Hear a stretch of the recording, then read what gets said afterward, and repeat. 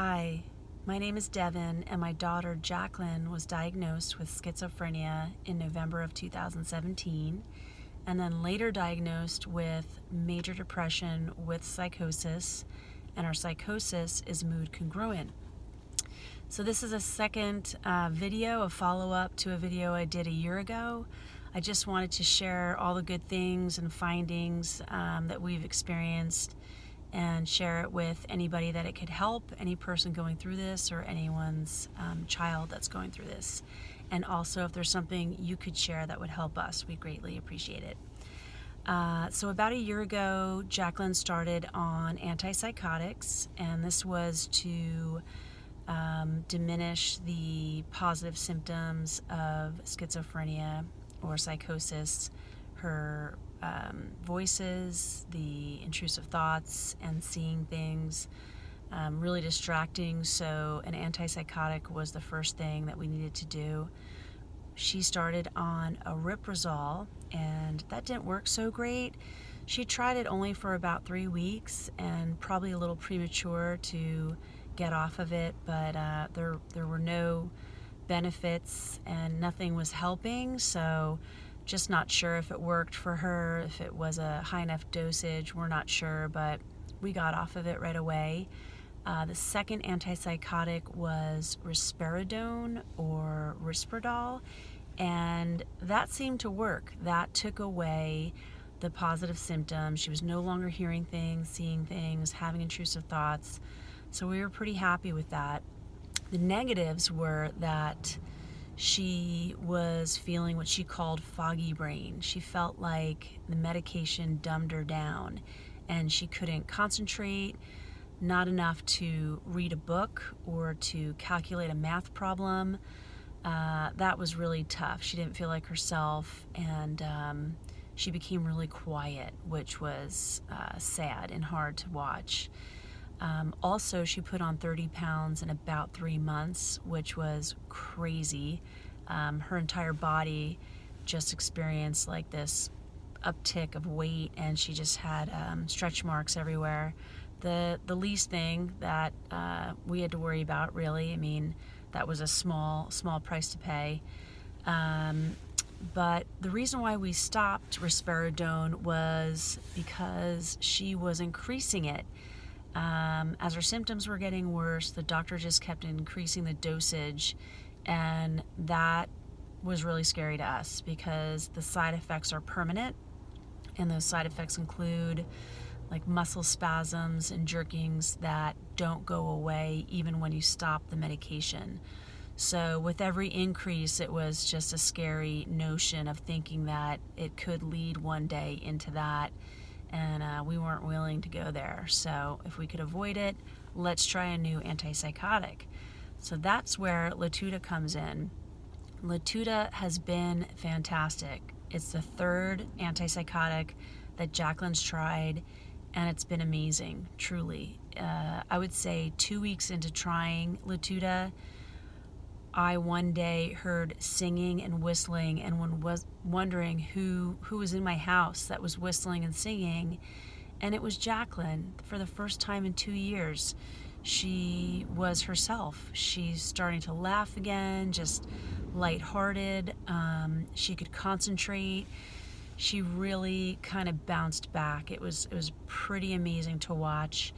And no side effects that we know of right now. I haven't seen any negative side effects, and she's on 80 milligrams, so we're just taking it day by day. The negative to Latuda is it's an expensive drug. Without insurance, it's $1,400 to $1,700, which is not even doable for, I would think, anybody. Luckily, we are covered because it was the third antipsychotic. So having tried 2 previous drugs, my insurance company was willing to cover it, showing that we already tried 2 and that they didn't work out. So we were thrilled that it was covered, $80 a month. We can manage that. That's great. So I would look into Latuda as quickly as possible. after doing research online, it is the most sought after drug, and the price is the biggest problem. So make sure that your insurance company can cover it, because it is well worth it. Secondly, we started on DBT therapy. Jacqueline's been in DBT, dialectical behavioral therapy, for a year now, and it's been working fantastic. Basically, this therapy provides the tools to allow her to identify when a problem's coming on, when she can feel the stress rising. She learns how to de-escalate the problem and then find a solution to the problem. And it's been working fantastic. She's been learning new skills, breathing skills, and how to work through a problem. And as a parent, it was mandatory that we take 6 months of the therapy as well, because it would only help support Jacqueline by learning the same language on how to communicate in the house. And that was really beneficial. I mean, lifelong skills, I think, for anybody to learn how to manage your stress and your problems, and not to allow it to escalate to where it is out of control. One of the big things, the big takeaway as a parent, was validation, to validate your child. So I know my friends and I, we're big helicopter parents, and we love to fix anything, and it's actually a detriment to our kids. If they're feeling a certain way, if they have an issue, the best thing to do is to validate their feelings. Like, oh, I'm so sorry that you feel that way, and that must sting to go through that, geez. And then identify, well, what can we do to fix that, and what do you think? And all right, well, let's try this. Rather than like, oh, you're fine, I'll fix it, it's good. Those are not the reactions that will best suit your child. I came to learn that, and that was definitely a new thing for me. So validation was a big takeaway for me. Thirdly is diet. So gluten is a big no-no. It's something that keeps popping up as a trigger to psychosis. In fact, 100 years ago, schizophrenia used to be called the crazy bread disease, because they found such a correlation between gluten and carbohydrates and a certain grain that would trigger those symptoms. So it makes perfect sense to keep gluten out of the diet. If there's any chance whatsoever, you can reduce those symptoms, why not? And why not do it naturally?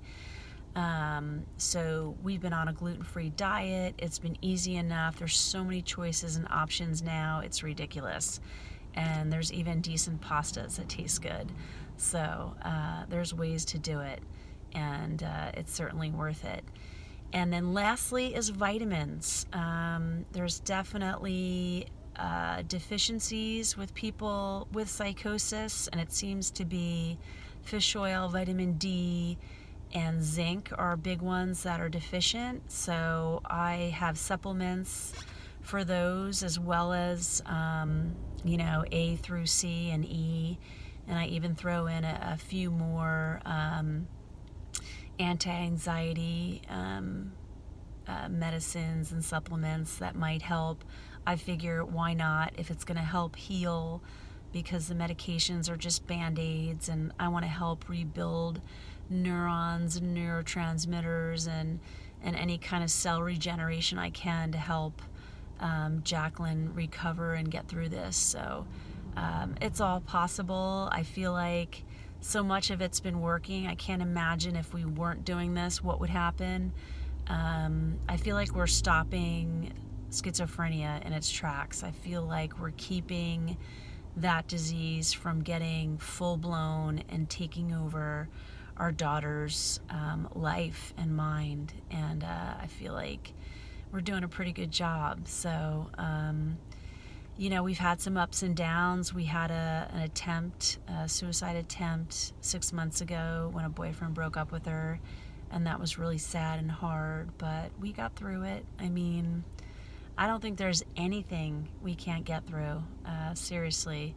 So I hope this has helped somebody. I hope that someone will share with us maybe some good news and some positive feedback.